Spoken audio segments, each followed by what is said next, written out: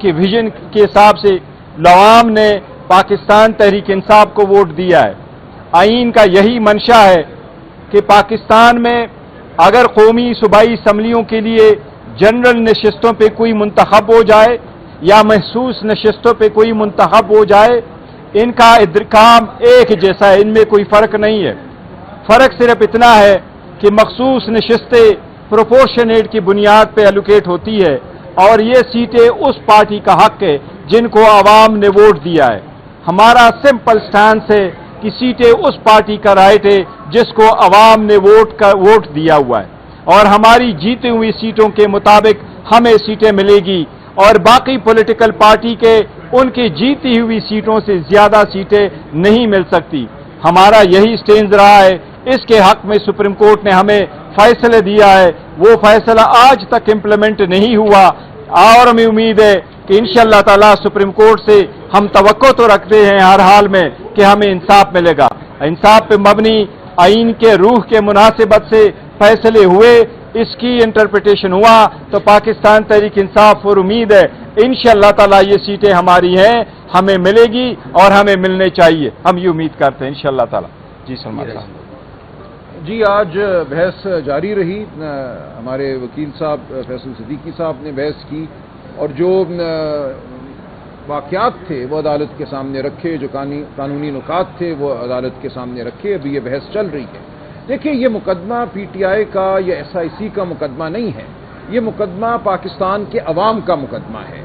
جو بحث دوسری جانب سے کی گئی وہ تکنیکی نوعیت کی ہے کہ جی اس میں کینڈیڈیٹ پارٹی نہیں بنے، فلانے نے فلانی درخواست نہیں دی، اس میں تو یہ لکھنا چاہیے تھا ان کو اپنے پریئر کلاز میں، عدالت سے یہ استدعا کرنی چاہیے تھی۔ جو اکثریتی فیصلہ ہے 12 جون 2024 کا، وہ ایک عظیم الشان فیصلہ ہے جس نے یہ کہا ہے کہ ہمارے سامنے پیش ہونے والا فریق در حقیقت پاکستان کے 25 کروڑ لوگ ہیں۔ یہ ایس آئی سی یا پی ٹی آئی کا مقدمہ نہیں ہے، یہ پاکستان کی جمہوریت کا مقدمہ ہے۔ ہم نے یہ فیصلہ کرنا ہے کہ کیا 8 فروری اور اس کے بعد جو واقعات ہوئے ان کے نتیجے میں پاکستان کی جمہوریت پر ایک حملہ ان اداروں نے کیا جن کا کام تھا جمہوریت کا استحکام پیدا کرنا، جمہوریت کو فروغ دینا، جمہوریت کو پروٹیکٹ کرنا، اس کی حفاظت کرنا، اور ان میں سب سے سامنے سر فہرست الیکشن کمیشن آف پاکستان ہے۔ 8 جج صاحبان نے یہ کہا کہ الیکشن کمیشن اپنی ذمہ داری نبھانے میں ناکام رہا، الیکشن کمیشن وہ کچھ نہیں کر سکا جو آئین اس سے توقع کرتا ہے۔ الیکشن کمیشن کے متعدد فیصلے ایسے تھے جن کی وجہ سے ابہام پیدا ہوا، جن کی وجہ سے لوگوں کو یہ لگا کہ شاید پی ٹی آئی ایک جماعت ہی نہیں ہے جو الیکشن میں حصہ لے رہی ہے۔ اس حوالے سے یہ تمام کنفیوژن پیدا ہوئی، ایک تذبذب کا عالم تھا کہ ہم نے بطور آزاد امیدوار الیکشن لڑنا ہے، ہم نے الیکشن لڑنے کے بعد پی ٹی آئی کو جوائن کرنا ہے، یا ہم نے سنی اتحاد کونسل کو جوائن کرنا ہے، قانون ہم سے کیا چاہتا ہے۔ یہ تمام صورتحال الیکشن کمیشن کے غلط فیصلوں کی وجہ سے پیدا ہوئی، اور ان غلط فیصلوں کو تمام 13 ججوں نے غلط کہا ہے۔ یہ بات بہت اہم ہے کہ جو افراتفری کا عالم تھا اس کا بڑا سبب الیکشن کمیشن آف پاکستان تھا۔ تو یہ ہمارا مقدمہ ہے کہ الیکشن کمیشن آف پاکستان نے نہ صرف یہ کہ اپنا آئینی فرض ادا نہیں کیا، آئینی فرض یہ تھا کہ ایک صاف شفاف الیکشن ہو، بلکہ اس سے بڑھ کر الیکشن کمیشن آف پاکستان کے فیصلوں نے عوام کے راستے میں روڑے اٹکائے، عوام کو اپنی جو آواز ہے اس کو ایوان تک پہنچانے میں نہ صرف یہ کہ مدد نہیں دی بلکہ اس کے راستے میں حائل ہوا الیکشن کمیشن۔ یہ ہے 8 جج صاحبان کا فیصلہ، اور 8 جج صاحبان نے یہ کہا ہے کہ جو غلطیاں الیکشن کمیشن آف پاکستان نے کی ان کا خمیازہ پاکستان کے عوام کو ہم نہیں بھگتنے دیں گے۔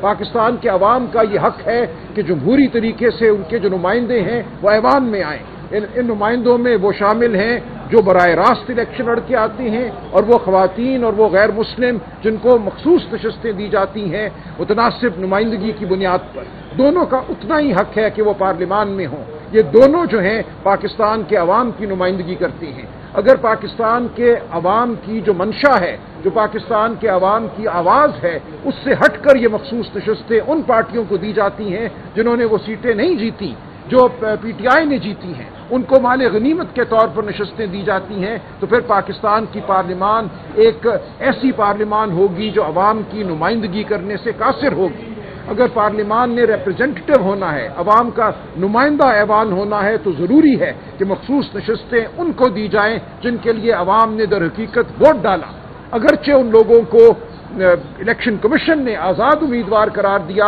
در حقیقت وہ پی ٹی آئی کے امیدوار تھے، یہ سیٹیں پی ٹی آئی نے جیتی ہیں، لہذا مخصوص نشستیں بھی اسی تناسب سے پی ٹی آئی کو دی جائیں گی۔ یہ ہے وہ عظیم الشان فیصلہ 8 جج صاحبان کا، جس کے خلاف آج الیکشن کمیشن ایک بار پھر کھڑا ہے، حکومت کھڑی ہے، مسلم لیگ نون کھڑی ہے، پیپلز پارٹی کھڑی ہے۔ تو یہ ہم جنگ لڑ رہے ہیں، پاکستان کی جمہوریت کی جنگ ہے جو ہم لڑ رہے ہیں، اور ہمیں امید ہے کہ یہ عدالت بھی 26ویں آئینی ترمیم کے باوجود ہمیں انصاف دے گی، پاکستان کے عوام کو انصاف دے گی۔ بہت شکریہ۔ گور صاحب، 5 تاریخ آپ نے کہی تھی کہ عمران خان صاحب کو جو ہے وہ رہائی مل جائے گی، کیا کہیں گے اس حوالے سے؟ رہا ہو رہے ہیں دیکھیے رہائی کا اور ساتھ سوال بھی لے لیں، علیمہ خان صاحبہ نے یہ کہا کہ کچھ لوگ کی بنیاد پر ہم بات چیت کرنے کے لیے تیار ہیں، وہ کس دیکھیں